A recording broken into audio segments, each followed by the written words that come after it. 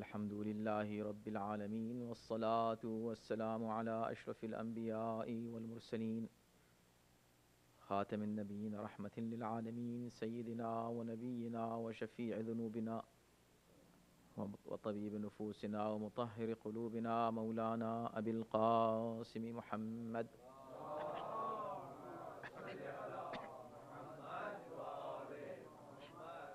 وآله الطيبين الطاهرين المعصومين المظلومين ولعنة الله على أعدائهم أجمعين من الآن إلى يوم الدين. أما بعد فقد قال الله سبحانه تبارك وتعالى في كتابه الكريم وهو أصدق القائلين وقوله الحق. بسم الله الرحمن الرحيم. إن الذين يبايعونك إنما يبايعون الله يد الله فوق أيديهم فمن نكث فإنما ينكث على نفسه ومن أوفى بما عاهد عليه الله فسيؤتيه أجرا عظيما. صلوات.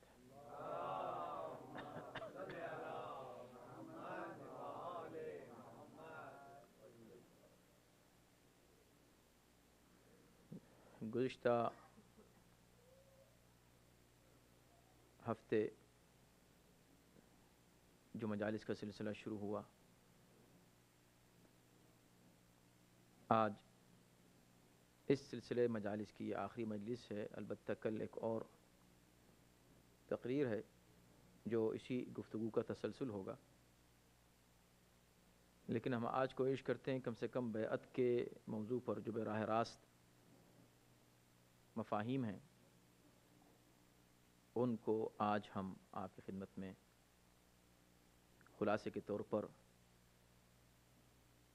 پیش کرنے کی سعادت حاصل کریں، تاکہ موضوع کم سے کم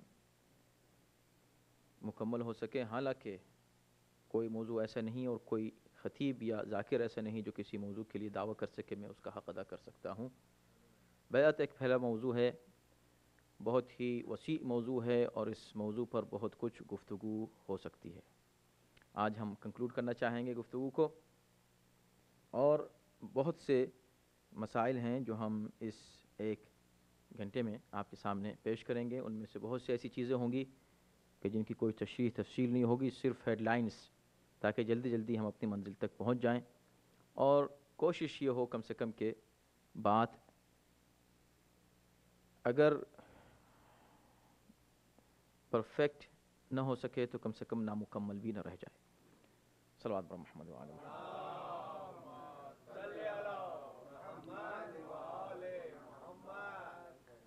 پہلی مجلس سے جو گفتگو شروع ہوئی اس میں یہی بات کہی گئی کہ بیعت ایک ایسا موضوع ہے کہ جس کے سمجھنے پر بہت سے مفاہیم کے سمجھنے کا انحصار ہے. یعنی بہت سے مسائل اور مطالب شریعت کے، دین کے، عقیدہ کے، تاریخ کے ایسے ہیں کہ اگر آپ بیعت کو نہیں سمجھیں تو ان کو آپ نہیں سمجھ سکتے. بیعت کا مطلب خود قرآن کی روشنی میں اس کا مفہوم کیا ہے اور اس کے معنی کیا ہیں، اسی آیہ کریمہ کو اگر آپ دیکھیں تو اسی میں اس کا مطلب اور مفہوم پوشیدہ ہے اور موجود ہے. وہ لوگ جو آپ کی بیعت کرتے ہیں وہ آپ کی نہیں، اللہ کی بیعت کر رہے ہیں. اللہ کا ہاتھ ہے ان کے ہاتھوں پر. اس کے بعد یہ کہنا کہ جو اس بیعت کو توڑ دے اس کا نقصان خود اسی کو پہنچے گا. وَمَنْ أَوْفَى بِمَا عَاهَدَ عَلَيْهُ اللَّهُ. اور جو شخص اس عہد کو جو اس نے اللہ سے کیا ہے پورا کرے تو اللہ اس کو جزا دے گا. اس کا مطلب یہ ہے کہ خود اسی آیت میں، ابھی آیت تمام نہیں ہوئی اور تمام ہونے سے پہلے ہی بیعت کا مفہوم اسی آیت میں پیش کر دیا گیا کہ بیعت کا مطلب کیا ہے. وہ عہد جو انسان اللہ سے کرتا ہے، اس عہد کو جو اللہ سے کیا جا رہا ہے اسے بیعت کہتے ہیں. اس کے بعد ہم نے آپ کی خدمت میں عرض کیا کہ یہی بیعت کہ جس کی جو اللہ سے کیا ہوا عہد ہے، کون عہد اللہ سے کر رہا ہے. اب اس میں ایک ہیڈ لائن میں آپ کو دوں گا اور بات آگے بڑھ جائے گی، اس لیے کہ ٹھہرنے کا وقت اور موقع نہیں ہے. بما عاہد علیہ اللہ، یعنی ایک مومن جب عہد اللہ سے کرتا ہے اس عہد کو بیعت کہا جاتا ہے اس قرآن کے آیت کی روشنی میں. اس کا مطلب یہ ہے کہ ایک عہد وہ ہے جو مومن کر رہا ہے.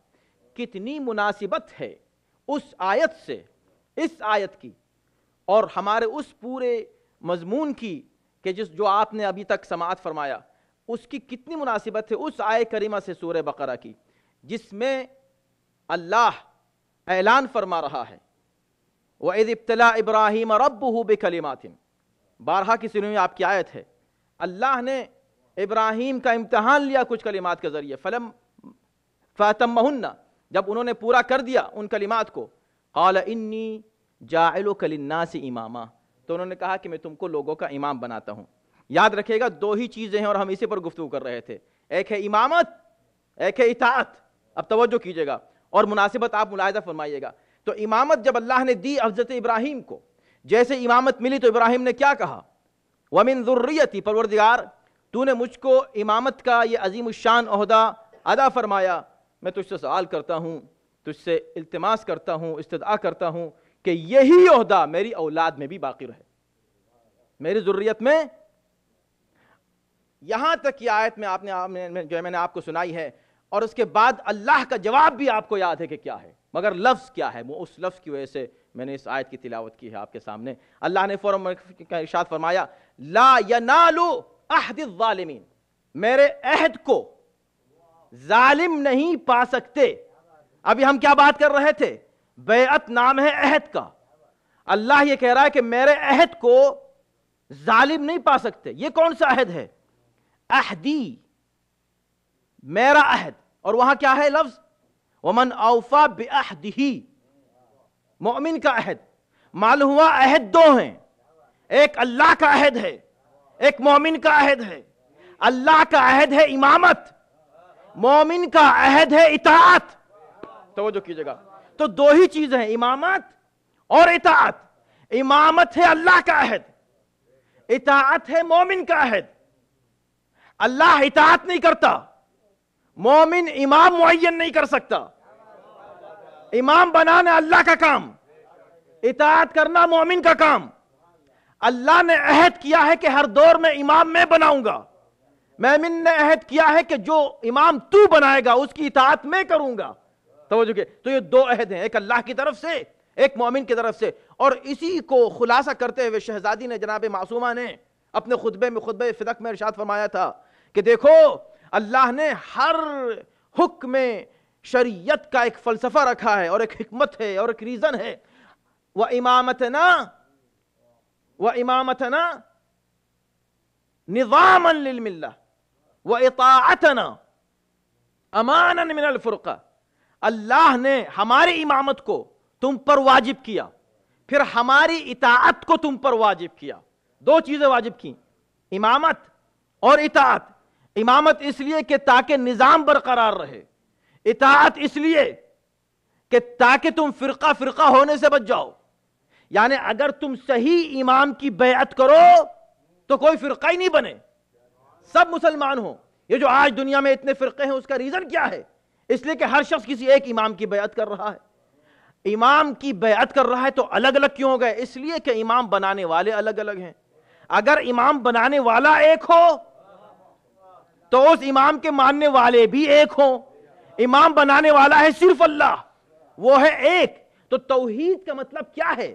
توحید کا مطلب صرف یہ نہیں ہے کہ آپ کے اللہ ایک ہے، توحید کا مطلب یہ ہے کہ جو کام اس کے ہیں وہ اسی سے مخصوص ہیں، کوئی دوسرا ان کاموں کو انجام نہیں دے گا۔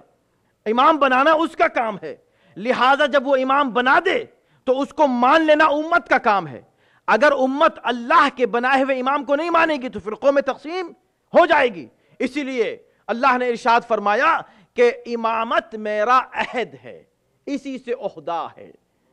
لا ینال عہدی، میرے عہد کو ظالم نہیں پا سکتے۔ ہم اس کی تشریح میں نہیں جائیں گے، اس لیے کہ ہم کو آگے بڑھنا ہے۔ پتہ ہی چلا کہ دو چیزیں ہیں بیعت کے تعلق سے، ایک ہے امامت، آپ کو معلوم کرنا ہے کہ امام کون ہے، دوسرا ہے اطاعت، آپ کو دیکھنا ہے کہ آپ کو اطاعت کس کی کرنی ہے۔ اور کل کی مجلس میں عرض کر چکے ہیں کہ مومن کسی کی اطاعت کر نہیں سکتا سوائے اللہ کے، رسول کے اور اولی الامر کے، یا پھر یہ تینوں جس کی اطاعت کا حکم دے دیں اس کی اطاعت ہم کر سکتے ہیں۔ مرجع کی اطاعت ہم کیوں کرتے ہیں؟ ماں باپ کی اطاعت ہم کیوں کرتے ہیں؟ اس لیے کہ انہوں